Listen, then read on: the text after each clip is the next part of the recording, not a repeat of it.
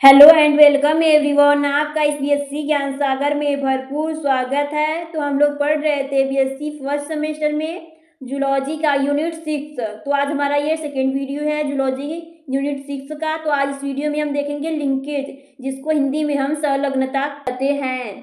तो आज वीडियो में हम देखेंगे संलग्नता, लिंकेज क्या होता है, जो कि हमारे सेमेस्टर एग्जाम के लिए मोस्ट इंपॉर्टेंट है। तो इस वीडियो के लास्ट तक बने रहिए, क्योंकि यह हमारे सेमेस्टर एग्जाम शॉर्ट या वेरी शॉर्ट में पूछा जाता है। तो इस वीडियो में आप लोगों को लिंकेज संलग्नता को बहुत ही आसान एंड सरल शब्दों में समझाया गया है। तो इस वीडियो के लास्ट तक बने रहिए। अगर आप लोगों को हमारा वीडियो पसंद आया तो हमारे चैनल को सब्सक्राइब करें एंड हमारे वीडियो को लाइक करें। और इस वीडियो का पीडीएफ आप लोगों को डिस्क्रिप्शन में दिया जाएगा। इस वीडियो का पीडीएफ का लिंक आप लोग को डिस्क्रिप्शन में दिया जाएगा, तो वहाँ से आप लोग पीडीएफ को ले सकते हैं लिंक को ओपन करके। तो हम देखते हैं लिंकेज क्या होता है। According to the chromosomal theory of inheritance, chromosomes are the carriage of heredity. तो लिंकेज में बताया गया है कि वंशागति के गुणसूत्री सिद्धांत के अनुसार गुणसूत्री आनुवंशिकता के वाहक हैं, वह आनुवंशिकता को कंट्रोल करते हैं। यहाँ बताया गया है कि वंशागति के गुणसूत्री सिद्धांत के अनुसार जो क्रोमोसोम होते हैं वह आनुवंशिकता के वाहक होते हैं। वाहक का अर्थ होता है कि जो कंट्रोल करे, उसे प्रेरित करे, एक जनरेशन से दूसरी जनरेशन में ले जाए, उसको बहुत ही अच्छे तरीके से कंट्रोल करे, उसी को हम वाहक कहते हैं। तो जो आनुवंशिकता का वाहक होता है वह क्रोमोसोम होता है, गुणसूत्र होता है। During meiosis maternal and paternal chromosome move independently between gametes, but Mendel's law of independent assortment।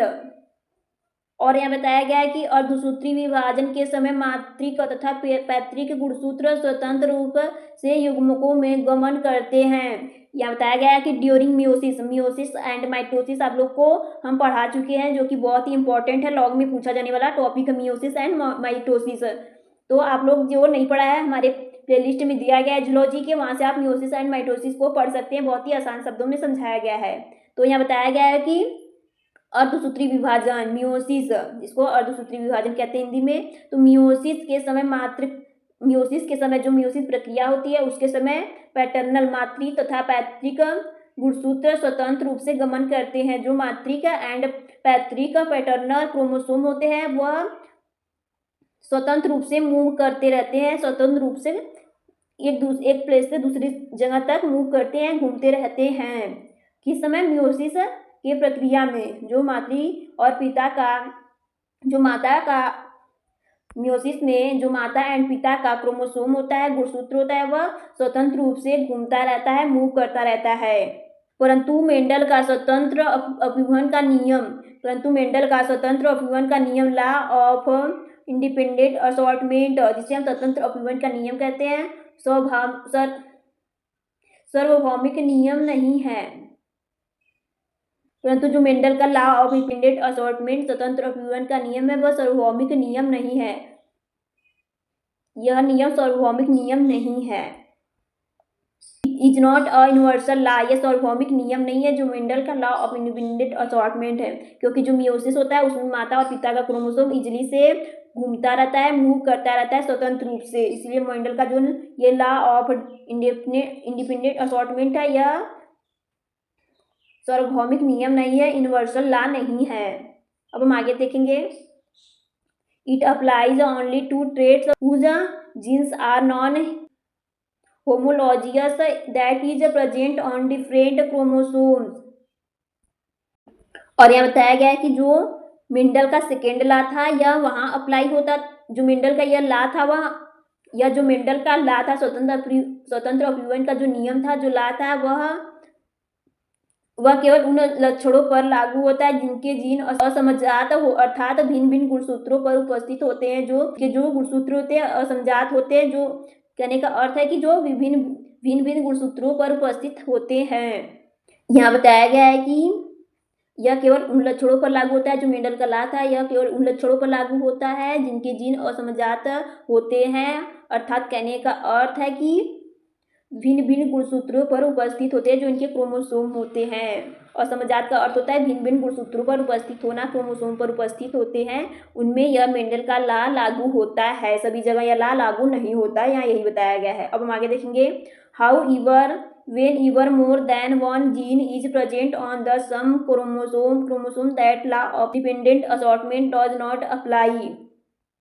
और यहाँ बताया गया है कि परंतु जब कभी एक से अधिक जीन एक ही गुणसूत्र पर उपस्थित होते हैं, परंतु यहाँ बताया गया है कि जब एक ही गुणसूत्र पर एक से अधिक जीन प्रेजेंट होते हैं, उपस्थित होते हैं, जो गुण उपस्थित होते हैं, तो स्वतंत्र अभिवन का नियम लागू नहीं हो पाता है। तो जो law of independent assortment law है, यह लागू नहीं होता है, स्वतंत्र अभिवन का नियम लागू नहीं हो पाता है। यहाँ बताया गया है कि जब कभी एक से अधिक जीन होते हैं वह एक से अधिक मात्रा में क्रोमोसोम एक ही क्रोमोसोम पे प्रेजेंट होते हैं।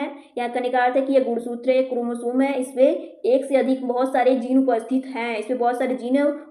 हैं, तो यह इस अवस्था में जो लॉ ऑफ इंडिपेंडेंट असॉर्टमेंट स्वतंत्र अभिवन का नियम लागू नहीं हो सकता है। अगर एक क्रोमोसोम है, इस पे एक ही जीन लागू है, तब यह नियम लागू हो सकता है, लॉ ऑफ इंडिपेंडेंट असॉर्टमेंट का, स्वतंत्र अभिवन का इस स्थिति में नियम लागू होता है। तो जहाँ एक से अधिक जीन प्रेजेंट होगा एक ही क्रोमोसोम पर, तो वह लॉ ऑफ इंडिपेंडेंट असॉर्टमेंट वहाँ नियम लागू नहीं होगा, मेंडल का नियम लागू नहीं होगा। अगर एक क्रोमोसोम पे एक जीन प्रेजेंट होगा तो यह नियम लागू होगा। तो अब हम आगे देखेंगे, when two or more genes are located close to each other on the same chromosome, they remain together even after meiosis।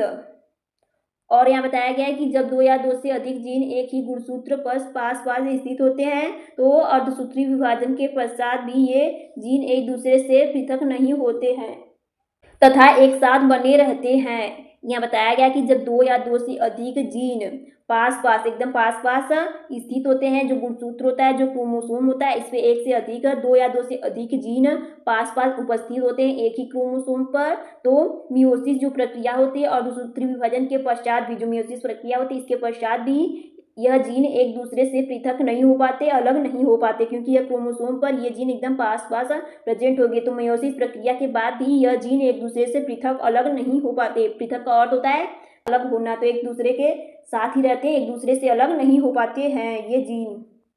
अब हम आगे देखेंगे, दिस रिजल्ट इज को इनहेरिटेंस, और यह सहवंशागतीय प्रदान करते हैं। और यह जो जीन होते हैं जो क्रोमोसोम पर पास उपस्थित होते हैं, यह सहवंशागति प्रदान करते हैं, को इनहेरिटेंस प्रदान करते हैं। These genes are called linkage genes. This property is called linkage। और यहाँ बताया गया है कि इन जीनों की इन जीनों को संलग्न जीन तथा जो ये जीन होते हैं इसको संलग्न जीन तथा इन जीनों को संलग्न जीन कहते हैं, तथा इनके इस गुण को संलग्नता कहते हैं, लिंकेज कहते हैं। यहाँ बताया गया है कि इस गुणों को संलग्न जीन तथा इस गुण को संलग्नता कहते हैं। जो ये जीन होते हैं इसे संलग्न जीन कहते हैं, तथा इसका जो गुण होता है इसको हम संलग्नता कहते हैं।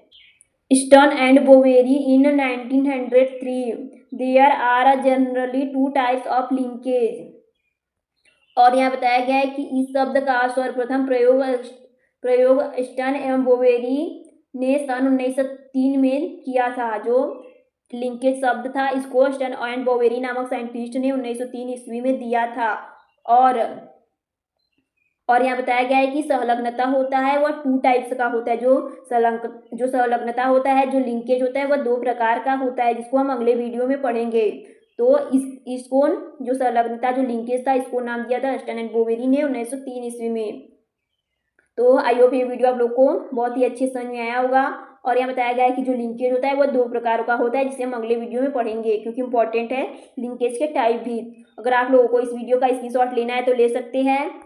अगर कोई कंफ्यूजन है तो हमारे कमेंट बॉक्स में कमेंट जरूर करें। तो आज इस वीडियो में इतना ही। अगर आप लोगों को हमारा वीडियो पसंद आया है तो हमारे वीडियो को लाइक एंड हमारे चैनल को सब्सक्राइब जरूर करें।